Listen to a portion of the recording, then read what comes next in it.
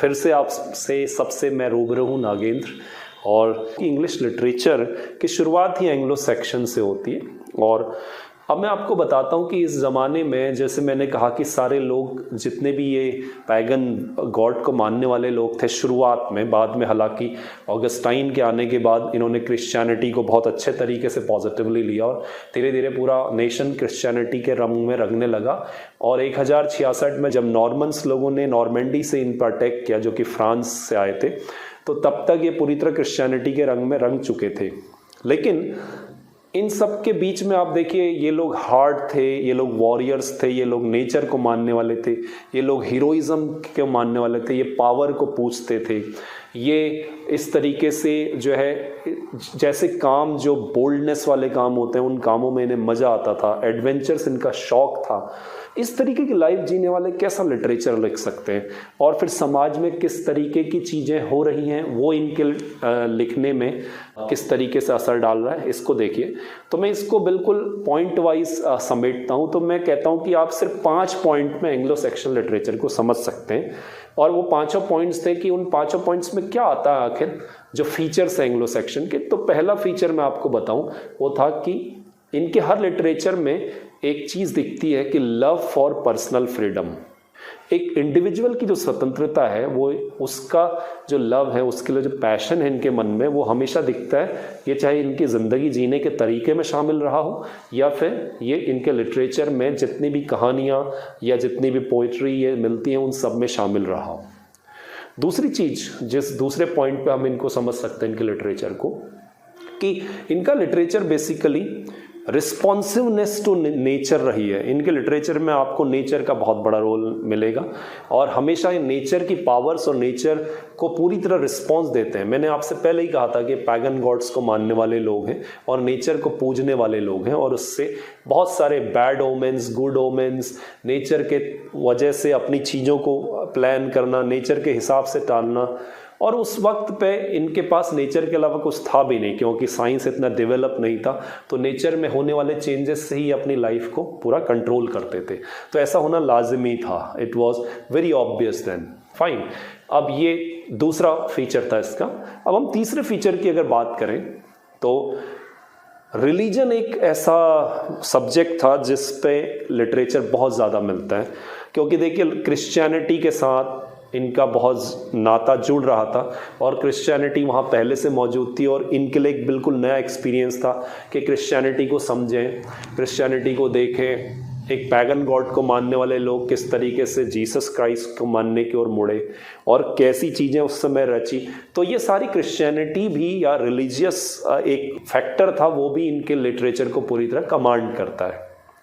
फिर एक और बहुत इंपॉर्टेंट चीज़ है जो इनके चौथा अगर मैं पॉइंट कहूँ तो वह है रेवरेंस फॉर वुमेनहुड।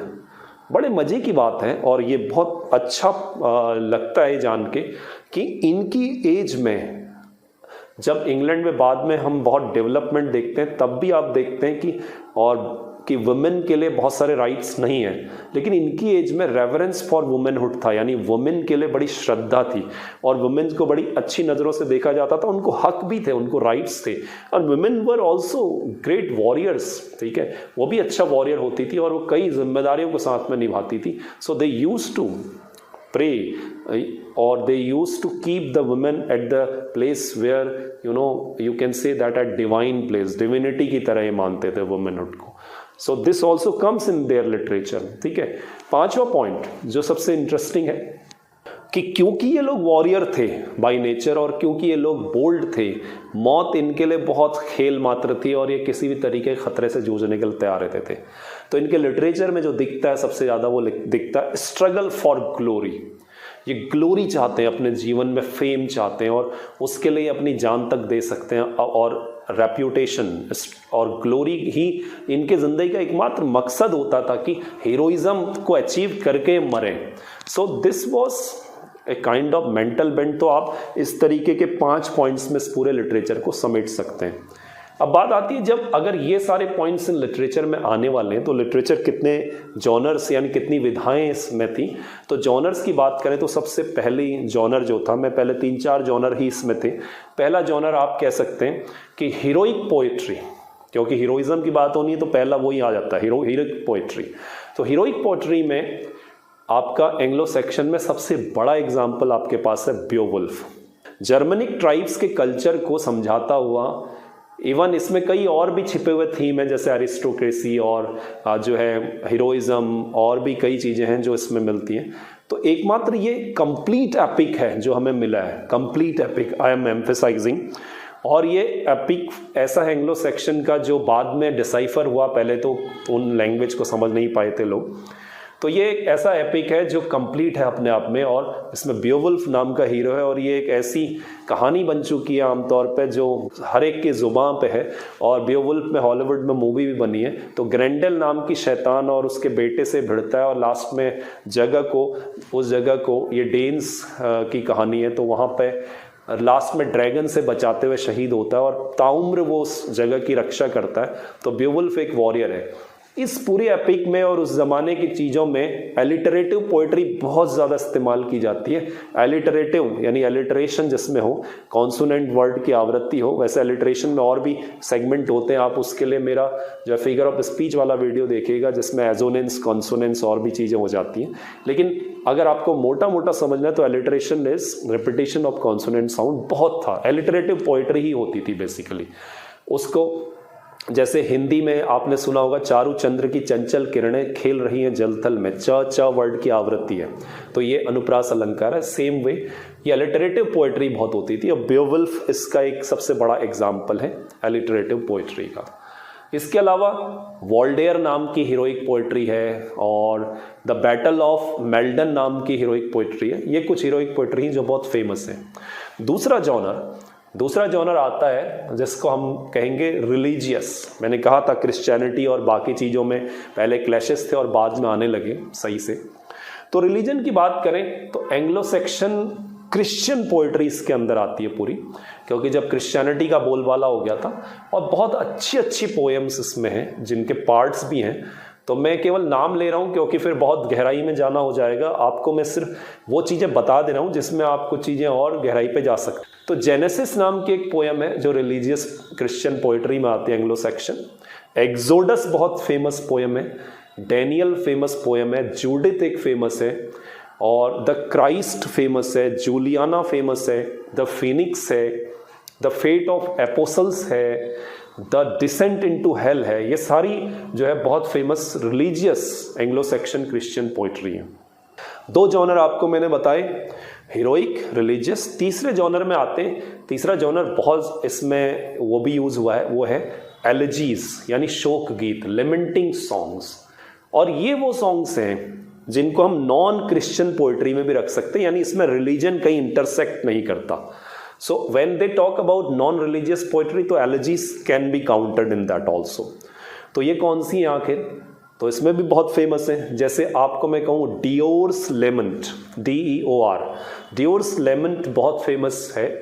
उसके अलावा अगर मैं आपको बोलूँ द वॉन्डरर है एक, और है द सी फेयरर है, ठीक है। सी फेयरर जिसमें बेसिकली एलेगोरिकली समुद्र और भगवान और वहाँ की पावर्स को मैन लाइफ से कंपेयर किया गया है, जितनी सी वोएजेस होती हैं इसको लाया गया है। और द वाइफ्स लेमेंट भी है, द हस्बैंड्स मैसेज भी है, और रियून भी है।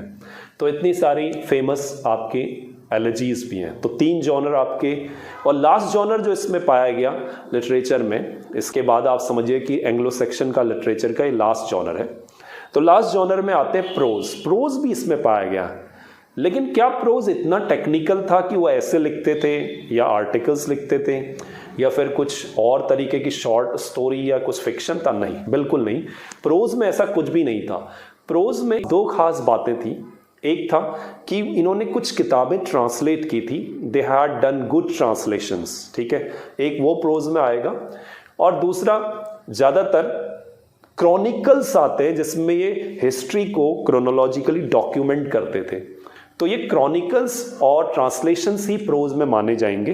तो अगर मैं कुछ फेमस वर्क इसमें बताऊं तो आपको मैं बता दूं कि पहले तो जो राइटर्स थे, प्रोज राइटर्स, वो काफ़ी फेमस हैं, और उन राइटर्स के नाम आप ज़रूर याद रखिएगा। एक तो किंग एल्फ्रेड थे, जो खुद में एक राइटर थे बहुत, और जिन्हें आप जानते हैं कि जो यहाँ पर रूल भी किया जिन्होंने इंग्लैंड में।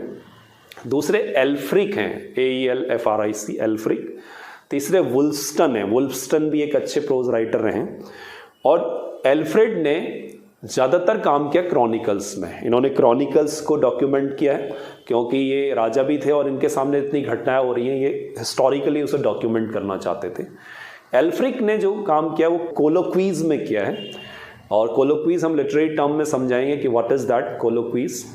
और ट्रांसलेशन में जिनका नाम आता है वो बहुत इंपॉर्टेंट हैं, जो पूछे गए हैं, बीडे, BED। तो बीडेस एक बहुत गजब का ट्रांसलेशन है बीडे का, जो बार बार पूछा जा सकता है और वही सबसे बढ़िया ट्रांसलेशन है, जिसको हम कहते हैं का हिस्टोरिकल इक्लेसियास्टिका। ये ट्रांसलेशन है बहुत इंपॉर्टेंट, हिस्टोरिकल इक्लेसियास्टिका, ये बुक उन्होंने ट्रांसलेट किया। तो इस तरीके से हमने देखा कि किस तरीके से एंग्लो सेक्शंस यहाँ आए, कैसे पैगन फेथ से वो क्रिश्चियनिटी में कन्वर्ट हुए, कैसे फिर अलग अलग राजाओं का यहाँ आगमन हुआ, चाहे एल्फ्रेड हो या और हो। लास्ट में नॉर्मन्स के आक्रमण से पहले, जो अगली जातियाँ आक्रमण करने वाली 1066 में, उससे पहले इन्होंने 4 जॉनर्स में ऑलरेडी अलिटरेटिव पोएट्री के थ्रू काम कर लिया था। और एक जॉनर प्रोज का था जिसमें बहुत ही आप कहेंगे कि कोई बहुत ज़्यादा इमेजिनरी ना होके ट्रांसलेशंस और बात चल रही थी क्रॉनिकल्स पे। तो एलिजीज थी और प्रोज था, और एलिजीज में ही नॉन क्रिश्चियन पोएट्री थी, फिर क्रिश्चियन पोएट्री थी एंग्लो सेक्शन की, और इस तरीके से आपने देखा एक हीरोइक पोएट्री थी। तो ये था पूरा एंग्लो सेक्शन का आपके सामने एक लब्बो लुआब यानी एक्सट्रैक्ट, जिसे हम कहते हैं कि एक आपको आइडिया मैंने दे दिया है। उसके बाद when you get some fundamentals और you have a good knowledge और deep knowledge of some background, then you can explore whatever you want, because now the concept is crystal clear. So I hope कि मैं आपको ये कुछ बता पाया हूँ इसमें और आपने एंजॉय किया होगा।